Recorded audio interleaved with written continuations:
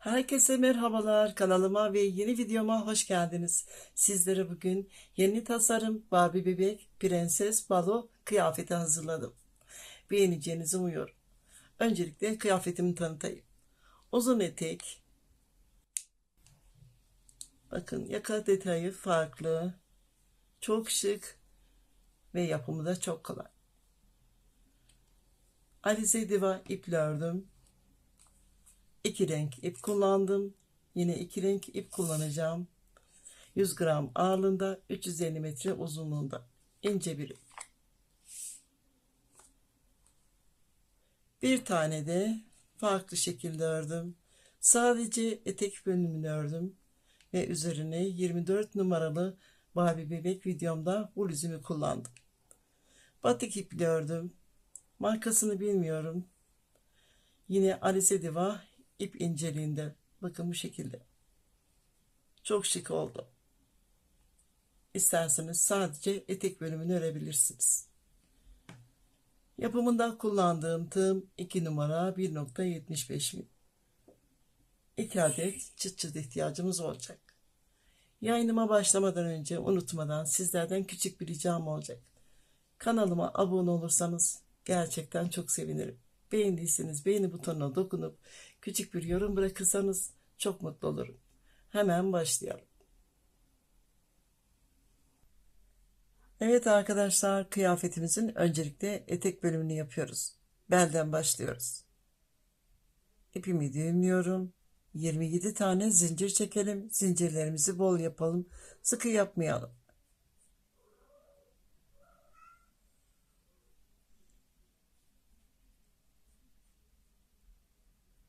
27 tane zincirimi çektim. Bebeğimin belini ölçüyorum. Sizler de kontrol edin.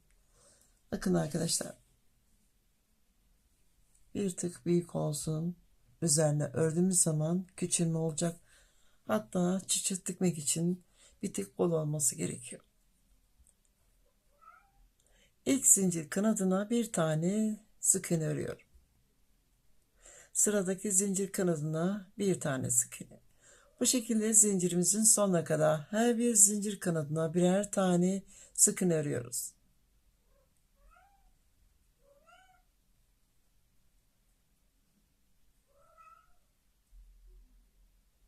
Zincirimin sonuna kadar her bir zincir kanadına sık iğne ördüm. Sıra sonunda 26 tane sık iğnem oldu.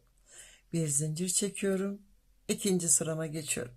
İkinci sıramızda yine sık iğne örüyoruz. 5 tane tek tek sık iğne örüyorum.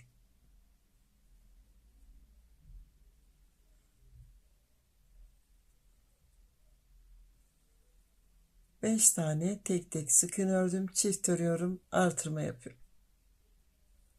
Sıramızda bu şekilde 5 tek bir çift sık iğnelerimizi örelim.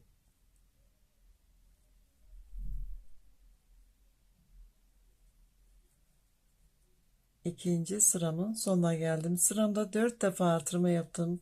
Sıra sonunda 30 tane sık iğnemiz oldu. 2 zincir çekiyorum. Üçüncü sırama geçiyorum. Üçüncü sıramızda ikili trabzan örüyoruz. 4 tane tek tek ikili trabzan örüyorum.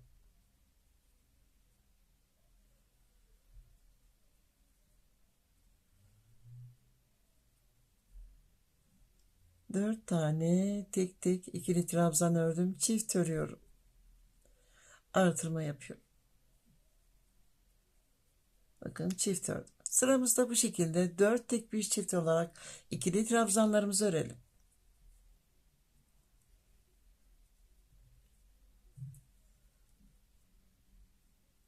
Evet arkadaşlar, sıramın sonuna geldim. Son olarak çift ördüm. Sıramda 6 defa artırma yaptım. İkili trabzan ördüm. Sıra sonunda 36 tane ikili trabzanımız oluştu. Örgümüzü birleştiriyoruz. İlk ördüğüm ikili trabzanımın tepe boşluğundan ilmeğimi aldım. Tığımdaki ilmeğimin içerisinden geçirdim. Kaydırma tekniği yaptım. 6 tane zincir çekiyorum.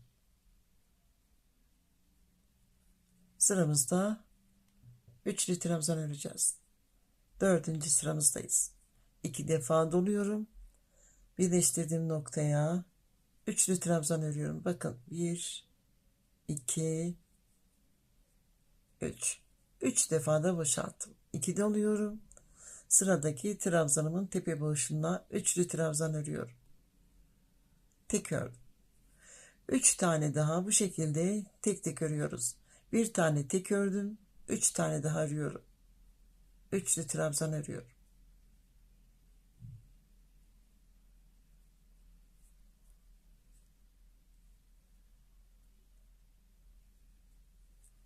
Dört tane tek tek ördüm. Bakın.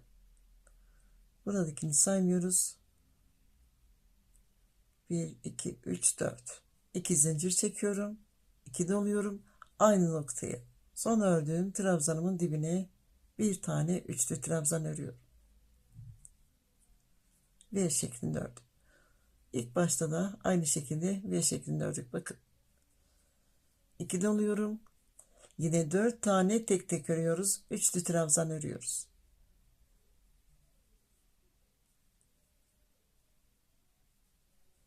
Trabzanlarımızı uzun uzun yapalım. Bol örelim. 4 tane tek tek ördüm. Bakın. Bir tanesi V'ye ait. 1, 2, 3, 4. 2 zincir çekiyorum. 2 doluyorum.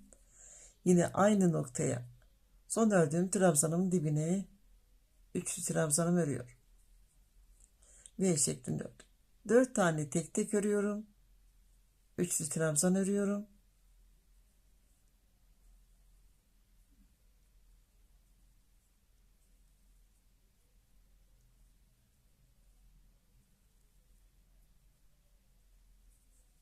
Bakın tek tek 4 tane ördüm. 2 zincir. 2 doluyorum. Son ördüğüm trabzanımın dibine tekrar üçlü trabzanımı örüyorum. Sıramızda bu şekilde ilerliyoruz. Bakın arkadaşlar.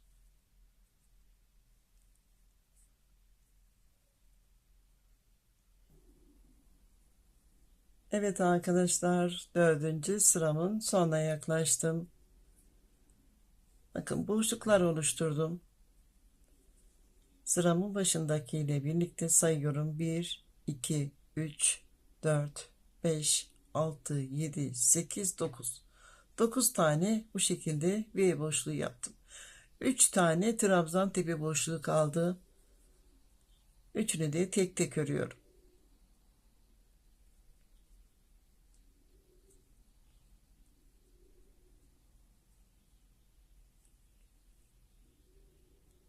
Üç tane tek tek ördüm. Sıramın başında 6 tane zincir çekmiştim. 1, 2. Üçüncü zincirimin içerisinden ilmeğimi alıyorum. Kaydırma tekniğiyle birleştirdim. Tüm V boşlukların arasında 5 tane üçlü trabzan var. Bakın 2, 4, 5. 2, 4, 5. 5. sıramıza geçiyoruz. Aynı boşluktan ilmeğimi alıyorum. Kaydırma yapıyorum. 6 tane zincir çekiyorum. 2 doluyorum. Aynı boşluktan ilmeğimi alıyorum. Üçlü trabzanımı yapıyorum. Yine V boşluğu yapıyoruz. 2 doluyorum. Bakın sıramızın başındaki ilk trabzanımızın tepe boşluğunda örmüyoruz. Burayı atlıyoruz. 1, 2, 3, 4.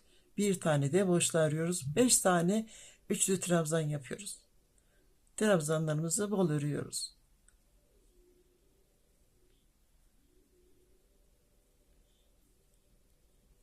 Evet, 5 tane trabzanımı yaptım.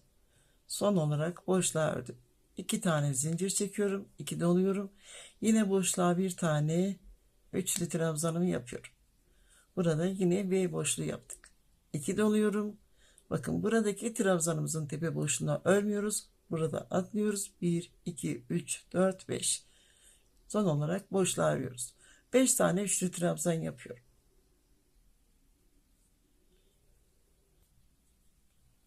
Beş tane üçlü trabzanımı yaptım. 2 zincir çekiyorum. Yine aynı boşluğa üçlü trabzan yapıyorum. Bakın arkadaşlar. Alttaki sıramızda dördüncü sıramızda 5 tane üçlü trabzanımız vardı. 5. sıramızda 2, 4, 6. Bir tane artırma yapıyoruz. Buradaki noktaya örmediğimiz için bir tane artırma yapıyoruz. 2 tane artırma yaparsak eteğimiz çok fazla genişler. Şık bir görünüm olmaz. Sıramızda bu şekilde ilerleyelim. Bakın buraya örmüyoruz. 5 tane tek tek örüyorum.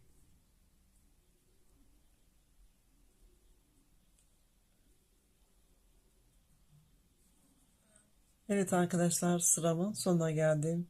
Bakın son V'mi yaptım. 1, 2, 3, 4. 4 tane tek tek örüyorum. Üçlü trabzanları var.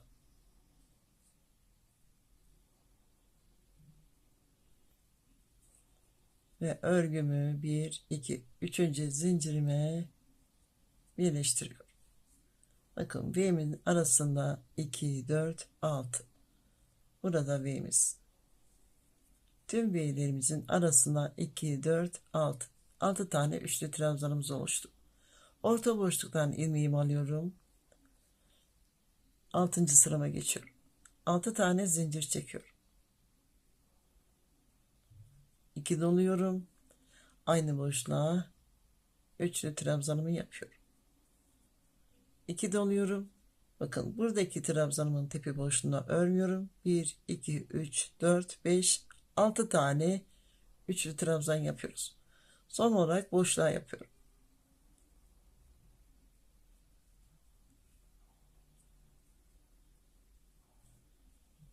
Son olarak boşluğa üçlü trabzanımı yaptım.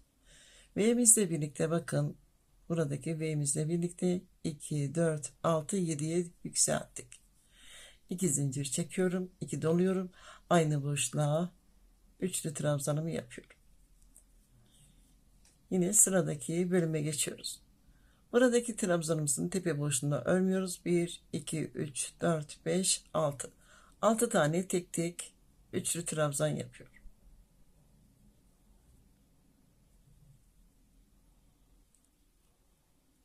Altı tane yaptım. Son olarak boşluğa yaptım. 2 zincir çekiyorum. 2 doluyorum. Aynı boşluğa üçlü trabzanımı tekrar yaptım. Yine aradaki bakın 2 V'mizin arasındaki trabzan sayısı 7 tane. Her sırada aradaki boşluktaki trabzan sayısı bir tane artıyor. 6. sıramdayım. 14. sıramıza kadar bu şekilde ilerliyoruz. Daha kısa yapabilirsiniz eteğinizi, daha uzun yapabilirsiniz. Seçenek sizin. Ben 14. sırama kadar örmeye devam edeceğim arkadaşlar. Her sırada bir tane artırma yapıyoruz bölüm arasında. Tüm sıra olarak 9 tane artırma yapıyoruz.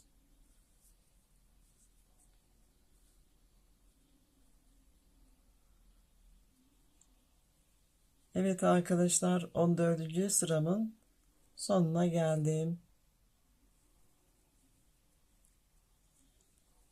6 tane zincir çekmiştim. 1, 2, 3. 3. zincirimden ilmeğimi alıyorum. Kaydırma tekniğiyle birleştirdim. Bir zincir. Örgünüzde toplanma olabilir. Bu şekilde çekip düzgün bir hale getirebilirsiniz.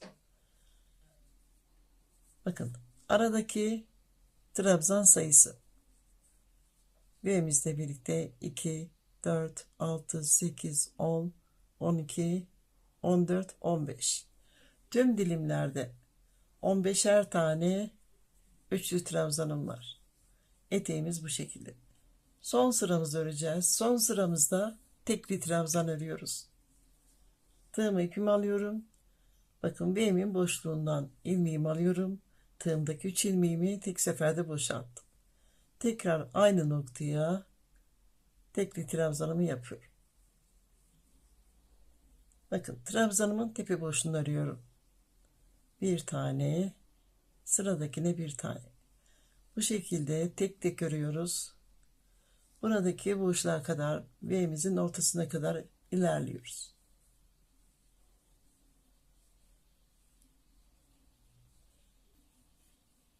Sıradaki V'nin bulunduğu noktaya geldim.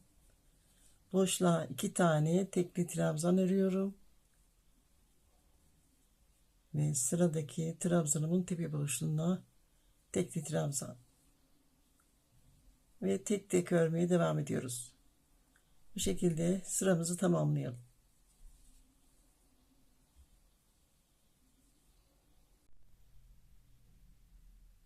Evet arkadaşlar, kıyafetimizin etek bölümünü yaptık.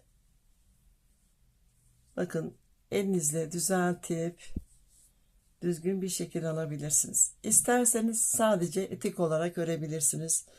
Burada sadece alt kısmını yaptım. Batik iple örmüştüm. Üzerine farklı bluzlar giydirebilirsiniz. Kanalımda var. Bluzların üzerine hırka olarak giydirebilirsiniz. Kapalı kıyafet isteyen arkadaşlarım için özellikle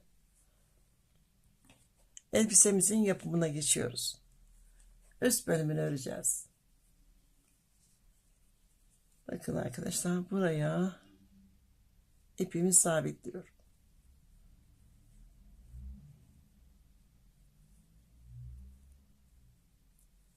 Bir tane zincir çekiyorum. İpimi sabitlediğim noktaya sık iğne örüyorum. Sıradaki ilmeğimi geçiyorum. Sık iğne örüyorum. Bu arada iplerimizi örgümüzün arasında gizleyelim. Sıradaki ilmeğimin üzerine sık iğne. Birinci sıramızdayız. Sıramızın sonuna kadar her bir ilmeğimizin üzerine birer tane sık iğne örelim.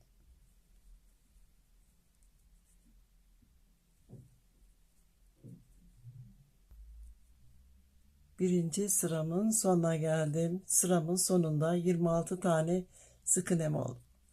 Bir tane zincir çekiyorum, dönüyorum. İkinci sıramıza geçiyoruz. Sık iğne örüyoruz. 7 tane tek tek sık iğne örüyorum.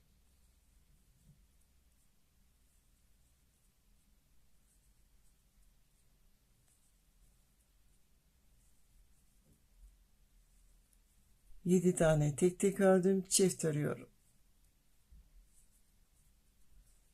Artırma yaptım. Sıramızda bu şekilde 7 tek bir çift olarak sık iğnelerimizi örelim.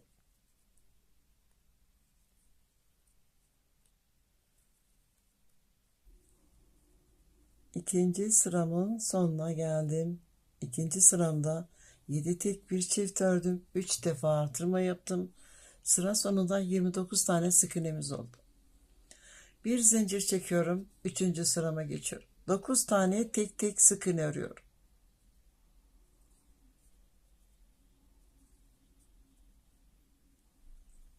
Dokuz tane tek tek sık iğne ördüm. Aynı noktaya çift sık iğne örüyorum.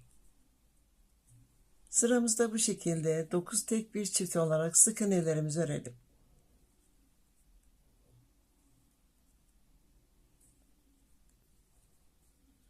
Üçüncü sıramın sonuna geldim. 9 tek bir çift ördüm. Sıramda 2 defa artırma yaptım. Sıra sonunda 31 tane sık iğnemiz oldu. Bir zincir çektim. Dördüncü sırama geçiyorum. 11 tane tek tek sık iğnelerimi örüyorum.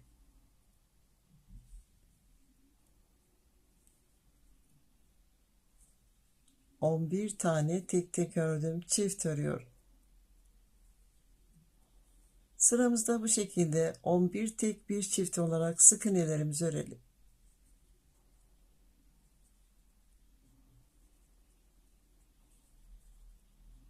Dördüncü sıramın sonuna geldim. Sıramda 2 defa artırma yaptım. Sıra sonunda 33 tane sık iğnemiz oldu.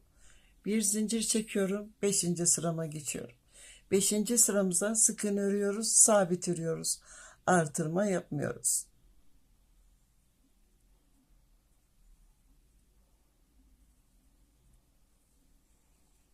Beşinci sıramın sonuna geldim. Sıramızdaki sık iğne sayısı değişmedi. Bir zincir çekiyorum. 6. sırama geçiyorum. 8 tane tek tek sık iğne örüyorum.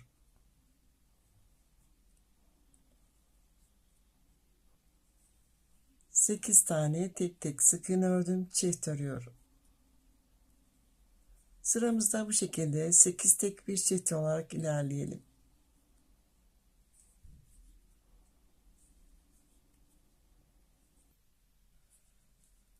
6. sıramın sonuna geldim. 6. sıramda 8 tek bir çift ördüm.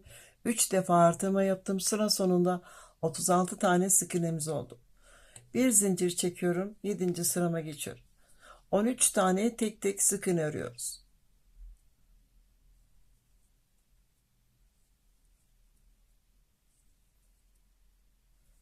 13 tane tek tek sık iğne ördüm. Tığıma ipimi alıyorum. Bir tane sık iğne atlıyorum. Bir sonraki sık iğnemin tepe boşluğuna 4 tane aynı noktaya ikili trabzan örüyoruz. 1 2 3 4 4 tane ikili trabzan ördüm. Bir tane atlıyorum. 4 tane yan yana sık iğne örüyorum. 1 2 3 4 ipimi alıyorum. Bir tane atlıyorum. Aynı noktaya 4 tane ikili trabzan örüyorum. 1 2 3 4 13 tane sık iğnemiz kaldı. Bir atlıyorum. Bir sonraki sık iğnemizin tepe boşluğuna 13 tane sık iğne örüyoruz.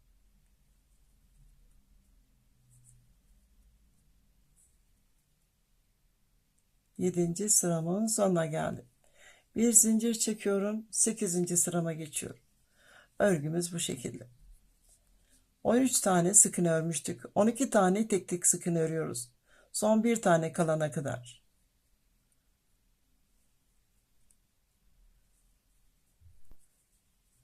...12 tane sık iğne ördüm. Son bir tane kaldı. Tığıma ipimi alıyorum.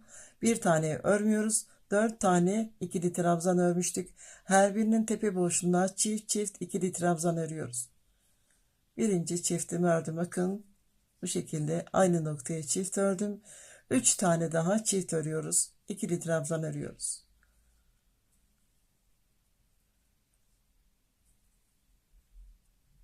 Dört tane çift çift ikili trabzan ördüm. Bir tane atlıyorum. Ortadaki bakın bir sonraki sık iğnemin tepe boşluğuna bir tane örüyorum. Tekrar bir tane daha örüyorum. Burada bir tane sık iğnemiz kaldı. Tığıma ipimi alıyorum. Buradaki sık iğnemizi örmüyoruz. 4 tane trabzanımızın tepe boşluğuna 4 tane çift çift sık iğne örüyoruz. Pardon arkadaşlar, ikili trabzan örüyoruz. Bir tane çift ördüm, ikili trabzan ördüm, 3 tane daha örüyorum.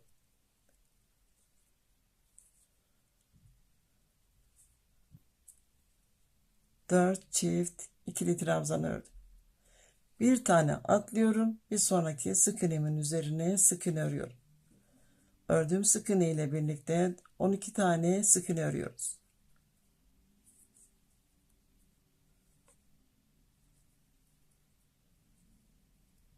Sekizinci sıramı tamamladım. Bir zincir çekiyorum, dönüyorum. Bakın kıyafetimiz bu şekilde. 2 sıra sık iğne örüyoruz, sabit örüyoruz. Tüm ilmeklerimizin üzerine 2 sıra sık iğne örelim. 9 ve 10. sıramızda.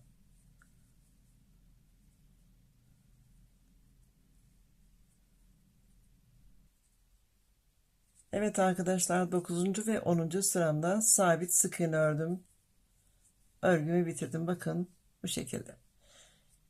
İpimizi keselim. 2 tane çıt çıt dikelim. Bir tanesini böyle, bir tanesi de buraya. Tam uç kısma dikmeyelim. Buraya yaka dikeceğiz. Yakamızın yapımına geçelim.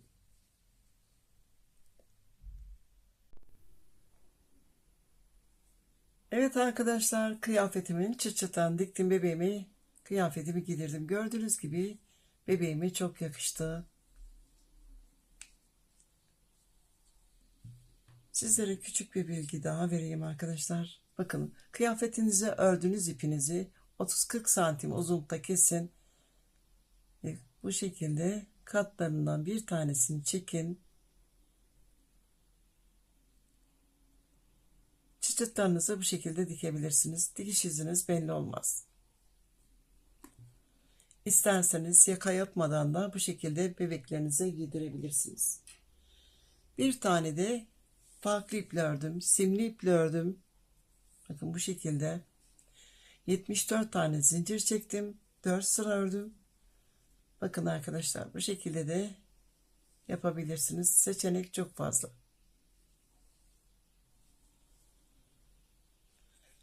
Örgü tekniği aynı şekilde. Burada yapacağım yaka şeklinde olacak. Buradaki yakamızın yapımına geçelim. Alize diva ipimle örüyorum. İpimi düğümlüyorum. 50 tane zincir çekiyoruz. Zincirlerimizi büyük büyük yapıyoruz. Sıkı örmüyoruz. Bakın arkadaşlar, bu şekilde.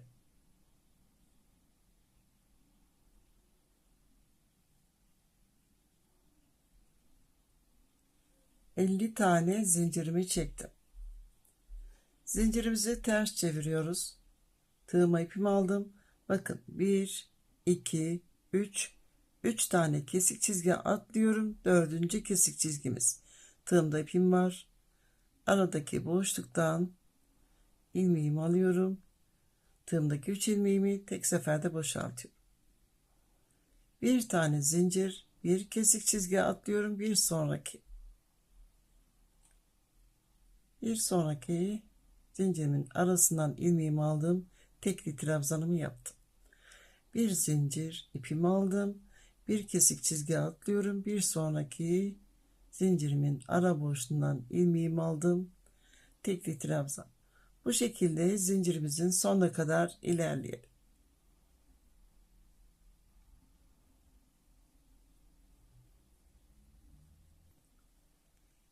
Zincirimin sonuna kadar ördüm. Bakın arkadaşlar, 24 tane bu şekilde minik boşluklarımız oldu. 3 tane zincir çekiyorum. Dönüyorum. Birinci sıramı tamamladım. İkinci sıramı örüyorum. İpimi aldım. İlk trabzanımın tepe boşluğuna bir tane tekli trabzan yapıyorum. Bir zincir ipimi aldım. Sıradaki trabzanımın tepe boşluğuna bir tane tekli trabzan. Bu şekilde sıramızda ilerliyor.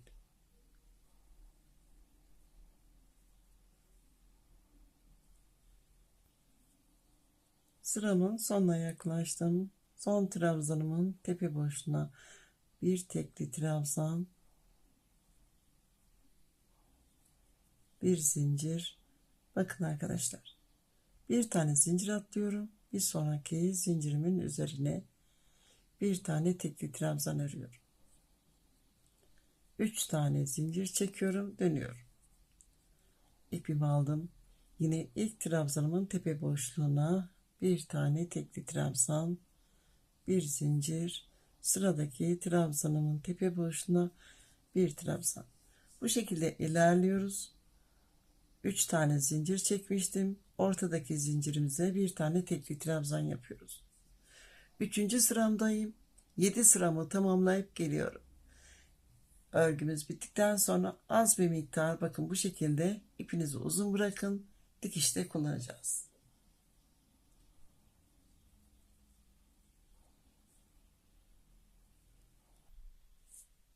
Evet arkadaşlar, 7 sıramı tamamladım. Bakın bu şekilde şerit halinde ördüm. İpimi bir miktar uzun bıraktım. Büyük iğnemi ipimi taktım. Ucunu düğümledim. Yakamızın dikişini yapacağız. İkiye katlıyorum. Bakın tam orta noktasını buluyorum. Burası. Önce bu şekilde katlıyoruz ve daha sonra kenarları üste çeviriyoruz. Tam ortası, bakın. Büyük iğnemle iç kısımdan düğümü gizli olarak burada tutuyorum. Bakın alttan geçtim. İpimi sarıyorum. 1, 2, 3, 4. Yeterli. Alttan bakın. Buradan çıkıyorum. Kıyafetimizin tam burası arkadaşlar. Ortası. Buraya dikiyorum. Önce bu taraftan dikiyorum.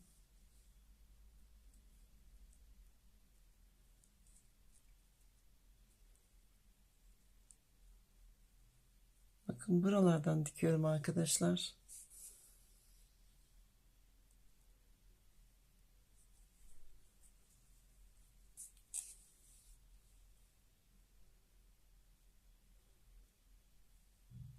Sonra alt bakın buradan dikiyorum.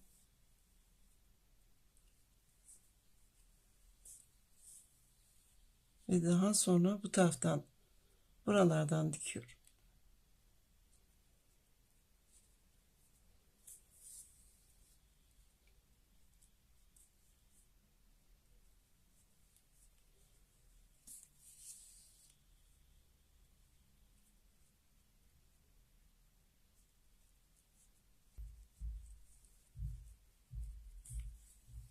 Bu şekilde sabitledim.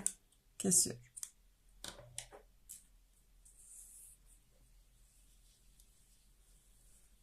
Ön tarafını diktim.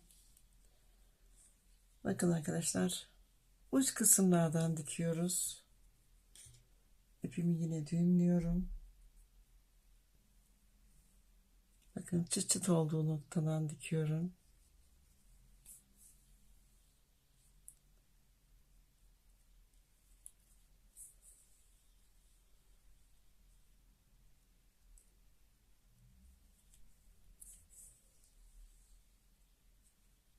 Sadece uçlarından bir miktar tutturmanız yeterli.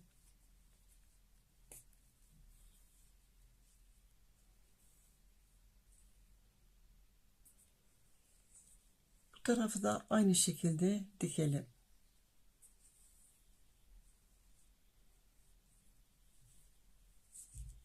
Evet arkadaşlar, kıyafetimizin yapımı bitti. Bebeğimize giydirebiliriz. Evet arkadaşlar, bebeğimin kıyafetini bebeğime giydirdim. Gördüğünüz gibi bebeğime çok yakıştı. Yapımı da gerçekten çok kolaydı. Prenses modeli balo kıyafeti. Seçenek çok fazla. İsterseniz bu şekilde etek bluz olarak örebilirsiniz.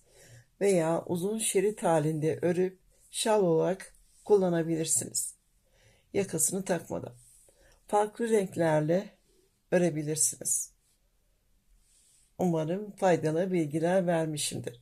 Umarım beğenmişsinizdir. Beğendiyseniz beğeni butonuna dokunup küçük bir yorum bırakırsanız gerçekten çok mutlu olurum.